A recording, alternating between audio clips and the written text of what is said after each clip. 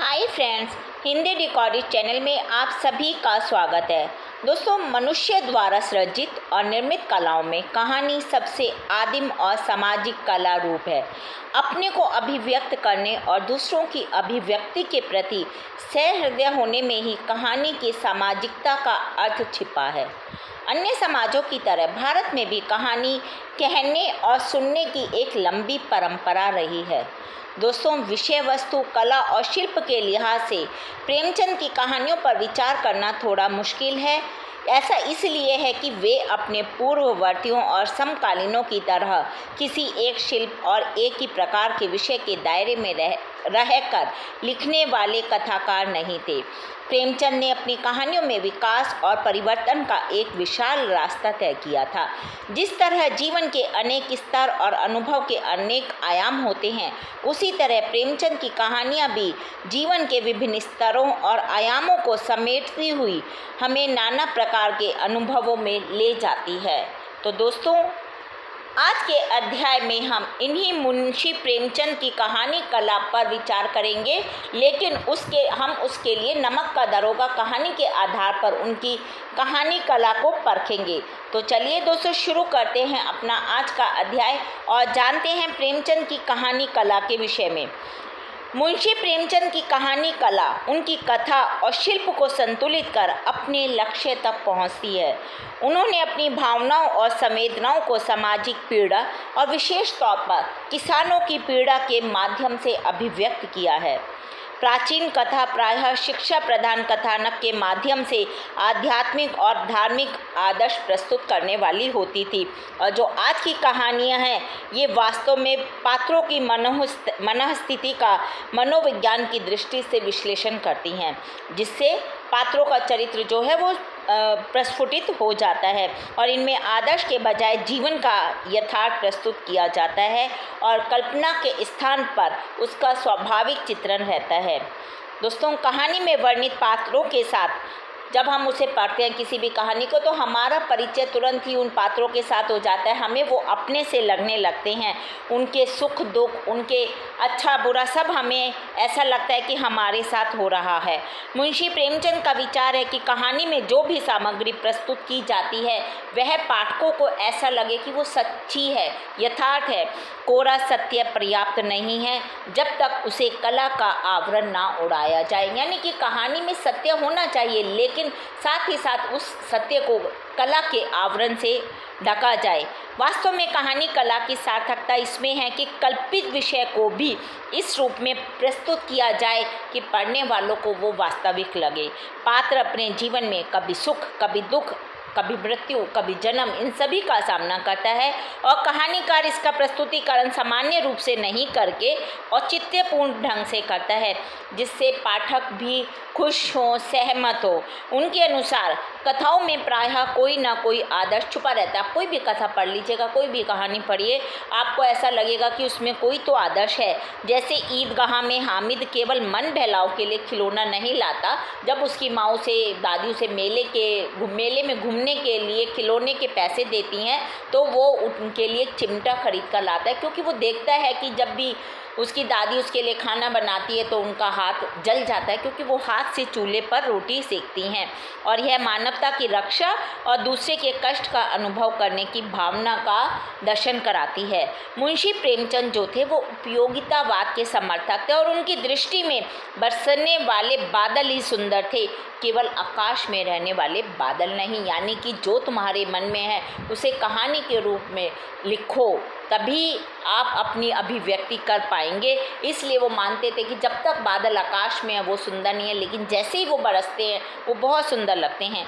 आधुनिक कहानियाँ कहानी कला के उन आदर्शों का अनुकरण कर रही हैं जो पाश्चात्य साहित्य में बहुतायत से प्रचलित है। कुछ कहानीकार क्या करते, प्रगतिशीलता की ओर जाने के लिए मार्क्स, फ्रायड सुसाइड आदि के प्रचारक बन गए हैं और इस तरह से वो कहानियों को अतिवाद की ओर ले जा रहे हैं। मुंशी प्रेमचंद ने अपनी कहानी को समाज के जीवन से जोड़कर भी किसी बात का प्रचार साधन नहीं बनने दिया।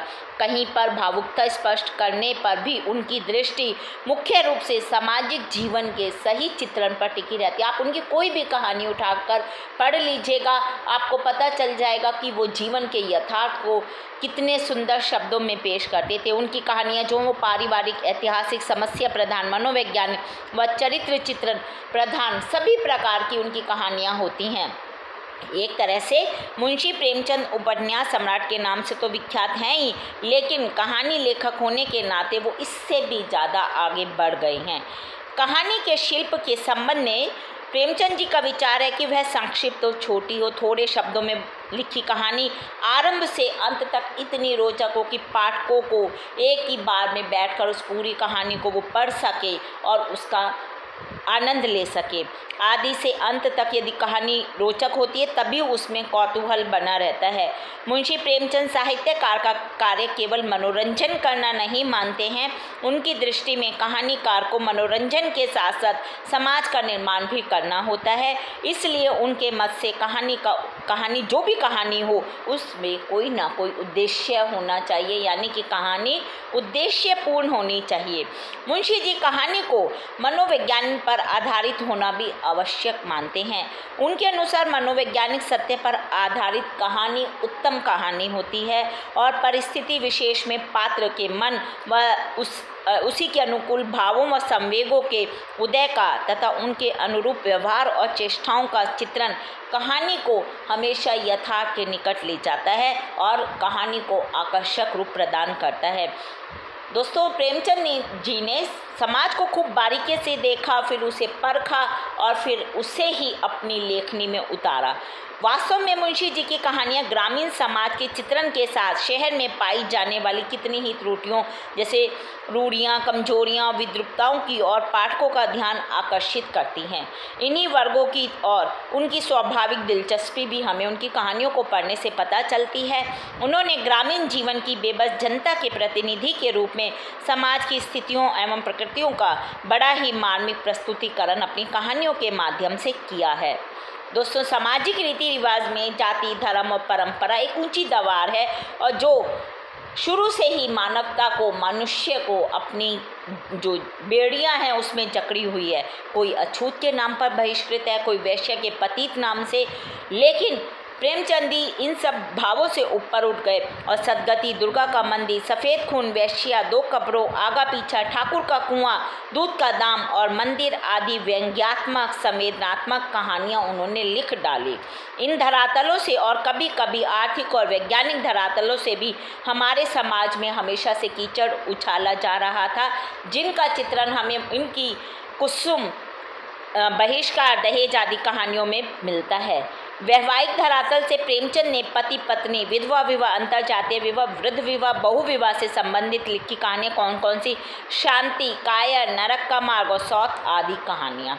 दोस्तों, अंधविश्वास और पांडा और साधु समस्या के विरोध में उन्होंने सुभागी, केसर, भूत, गुरु मंत्र और बाबा जी का भोग आदि कहानियाँ पूर्ण व्यंग्यात्मक शैली में लिखी। यानी कि प्रेमचंद जी की जितनी भी कहानियाँ हैं, सभी कहानियों में कोई ना कोई उद्देश्य, सामाजिक बुराइयों, कुरीतियों का वर्णन हमें देखने को मिलता है। और इन सब के अतिरिक्त प्रेमचंद ने सामाजिक भाव पक्ष में समाज की व्यापक समस्या को भी चित्रित किया। इनके दो वर्ग हैं, सामाजिक समस्या के दो वर्ग होते हैं, घर और संस्था। घर में क्या होता है? संयुक्त परिवार की समस्या सबसे बड़ी, और संस्था के अंतर्गत किसानी, मजदूरी, पैसा, नौकरी आदि को उन्होंने लिया। उनकी कहानियों के एक तरह से ये दो वर्ग हो गए। घर घर में झगड़ा कलह चल रहे हैं, कहीं बड़े घर की बेटी को लेकर, कहीं सौत को लेकर, कहीं बूढ़ी खाला की संपत्ति को लेकर। आप देखेंगे कि इनकी कहानियाँ इसी पर आधारित हैं। घर की दो इकाई पति पत्नी में प्रेम और बलिदान की कमी आ गई है। कोई भी एक दूसरे के लिए बलिदान करना नहीं चाहता, एक दूसरे से प्यार नहीं करता। जैसे सज्जनता का दंड, नमक का दरोगा नामक आदि कहानियों में हमें स्पष्ट हो जाता है। शंखनाद आदि कहानियों में संयुक्त परिवार टूट चुका है। गृह दंपति की समस्या में सबसे प्रमुख समस्या है आर्थिक समस्या, क्योंकि स्त्री बाहर कमाने नहीं जा रही, वो पूरी तरह से अपने पति पर निर्भर है। इसका चित्रण प्रेमचंद ने अपूर्ण सफलता से किया है और आगे की कहानियों में रिश्वतखोरी, शोषण, अत्याचार बिल्कुल खुल्लम खुल्ला बढ़ गया। भाव पक्ष की सामाजिक दशा में ही व्यक्तिगत स्वरूप भी उन्होंने शामिल कर लिया, जिसमें नैतिकता और प्रेम दो समस्याएं मुख्य रूप से उभर कर आई, जैसे विश्वास, उद्धार, परीक्षा, मुक्ति मार्ग, दो बहनें, गरीब की हाय आदि कहानियों में नैतिकता तथा कामना, सेवा मार्ग, धर्म संकट, घास वाली दिल की रानी कहानियों में प्रेमचंद के ये सभी दृष्टि बिंदु आपको उभरे हुए नजर आएंगे। तो दोस्तों, ये हमने प्रेमचंद की कहानी कला के विषय में चर्चा की। हिंदी भाषा के और भी प्रमुख विषयों पर हम आगे के अध्याय में समय समय पर इसी प्रकार चर्चा करते रहेंगे। पर दोस्तों, उसको सुनने के लिए आपको मेरे इस चैनल को लाइक और सब्सक्राइब करना होगा। साथ ही दोस्तों, हिंदी भाषा से संबंधित कोई भी प्रश्न आप कमेंट बॉक्स में मुझसे पूछ सकते हैं। मैं शीघ्र ही उसका उत्तर देने की कोशिश करूँगी। धन्यवाद दोस्तों, आपका दिन शुभ हो।